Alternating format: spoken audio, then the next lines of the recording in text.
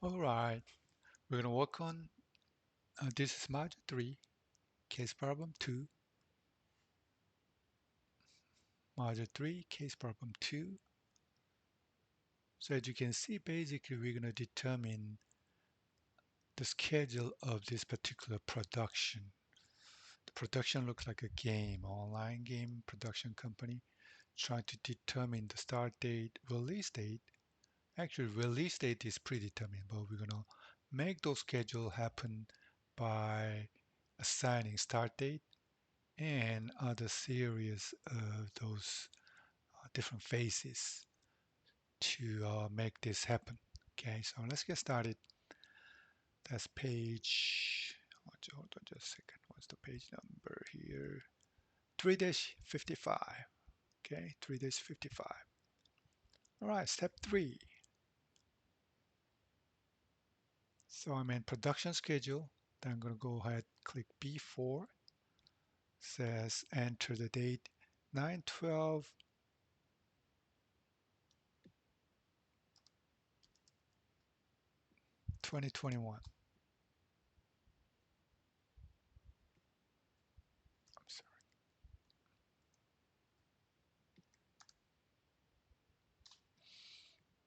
And B10, we're going to move on to B10, start date. We're going to refer the start date as B4, so I'm going to just refer B4 here. C10, which is end date. So here the main thing we're going to work on is workday and network days, two functions. So workday will determine the particular day you're going to return from break, holidays, those kind of things. Network days is going to determine total number of working days. So two different things. At this time, we're going to work on the workday function. So C10, we're going to type workday. As soon as you try to type workdays, it's going to return number of similar name functions. So I'm going to just double click on workday. So the Excel tell you what to do here, right there. First variable in the parenthesis will be start date. So start date obviously will be B10, so I'm going to click B10, comma, then followed by number of days, because we're going to determine what date you're going to return. So how many days you're off.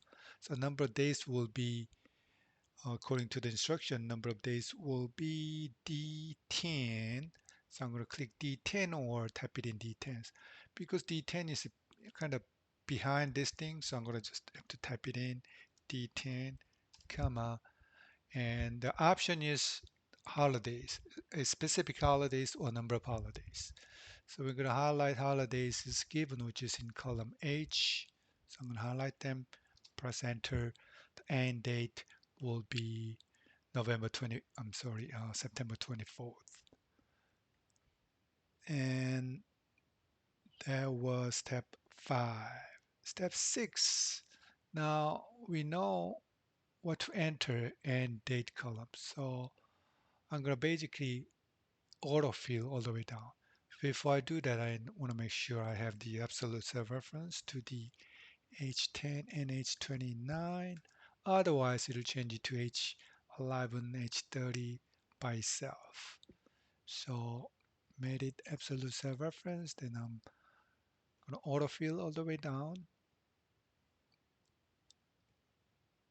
Okay, don't worry about the format of the number right now because these are the blanks, right? So that's why this number is not, you know, not correctly prepared. So, anyways, it's like let's work on number 7 and B5. Now we're going to move up release date. So release date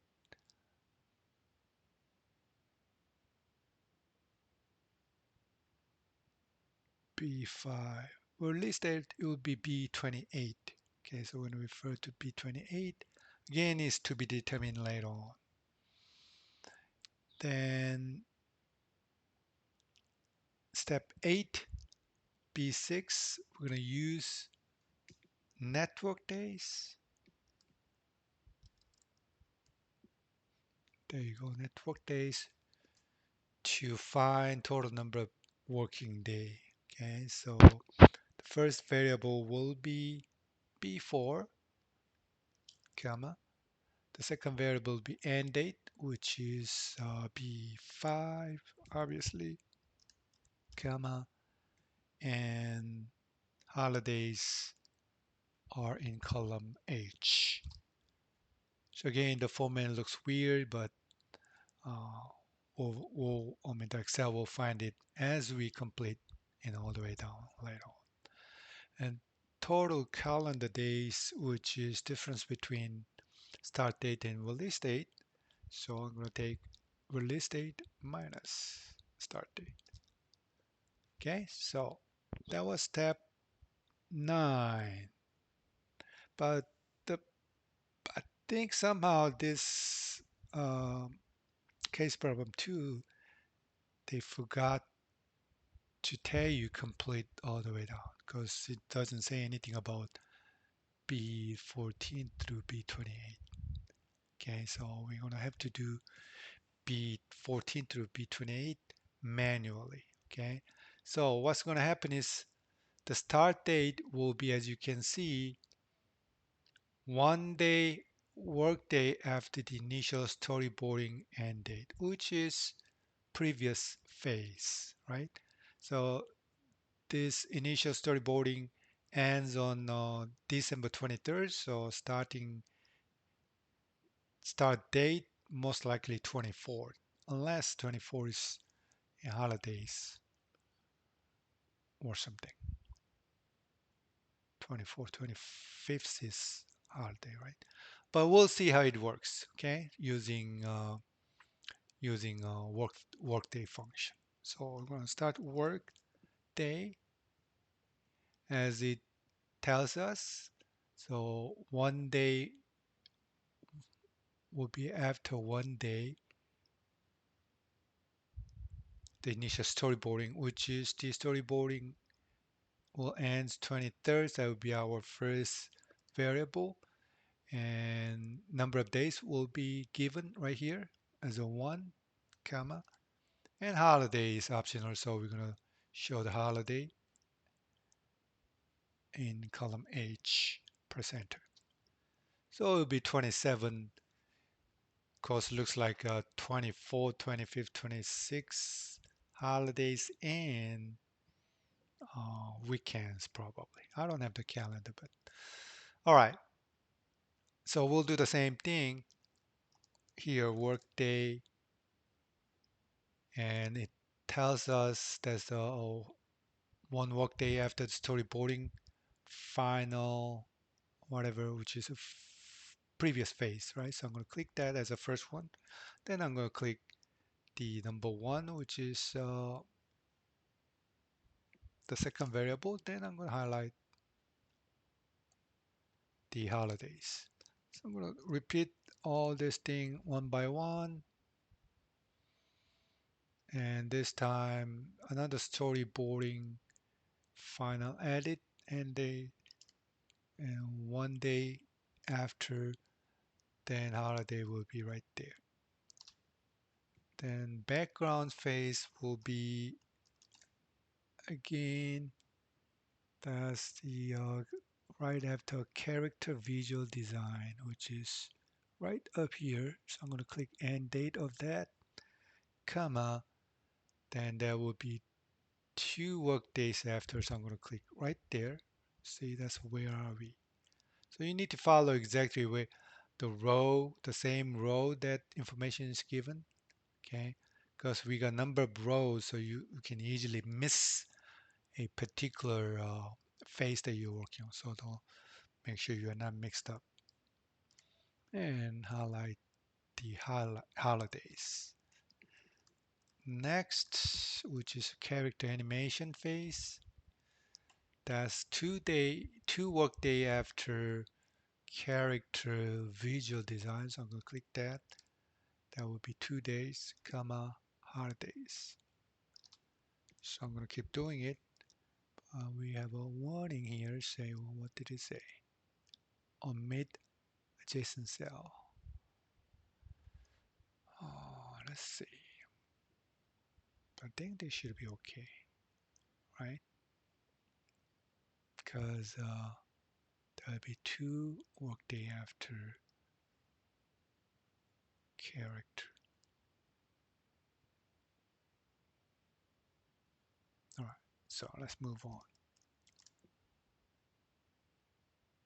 Initial animation effects, that's the two workday after rough sound. Where's the rough sound? Right there, comma, comma, then highlight, holidays. And this will be one day after initial animation, which is right there, comma, one day, comma, holiday. Then digital coloring will be 25 workdays after initial storyboarding. Initial storyboarding, where is it? Right there, comma, 25, comma, holidays.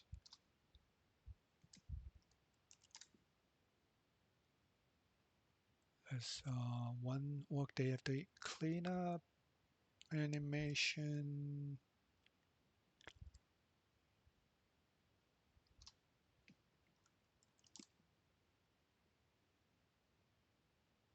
First edit phase.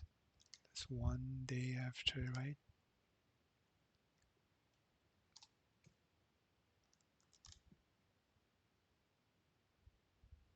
Mm, testing end date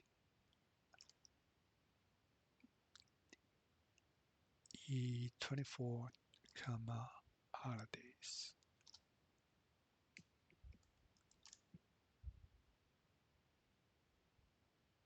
One workday after revision end date, right there, comma.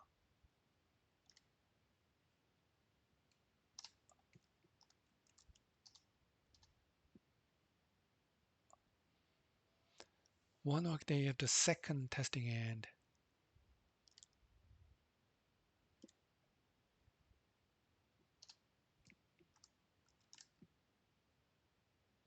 One workday after final approval.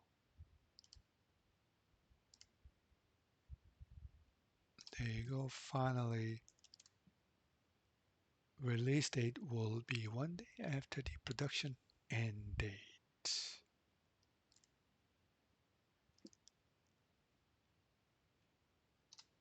So the reason I didn't do autofill, as you can see, those options are quite different depending on which phase you're in. So anyway, so as you can see, all dates are corrected as we fill out all those cells. And next step will be step 10,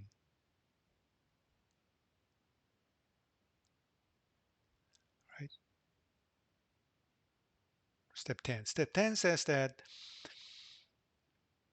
we're going to make release date as October 12th, right? But right now, what we have is October 31st based on this schedule. So we need to use goal seek to determine what we have to change, what this start date must be. Okay, because obviously with this schedule, we're not going to make October 12th as step 10 suggested. So we're going to have to use Excel function, which is goal seek, to find what date we need to start. So we're going to go ahead and click Data tab, What If Analysis, Goal Seek, and that step 10 instruction is right there. It's very easy to follow. All you have to do is just uh, set cells as B5,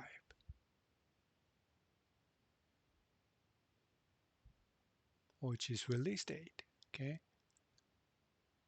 and to value, meaning what what's going to be new value or what's your target date, which is in this case October 12th, 2022. That's our target date. So to make this happen, what the start date must be like before, when we need to start to make this release date October 12th. So the by changing cell must be before. So that's the setup you need to make in Go Seek for step 10. Then all you have to do is click OK, and Excel will find the answer, which is in this case August 23rd must be start date to make release date October 12th. Okay, so that's the step 10. And step 11, there's another step for step 11, which is to summarize your finding based on this scenario. So if you have any questions, let me know.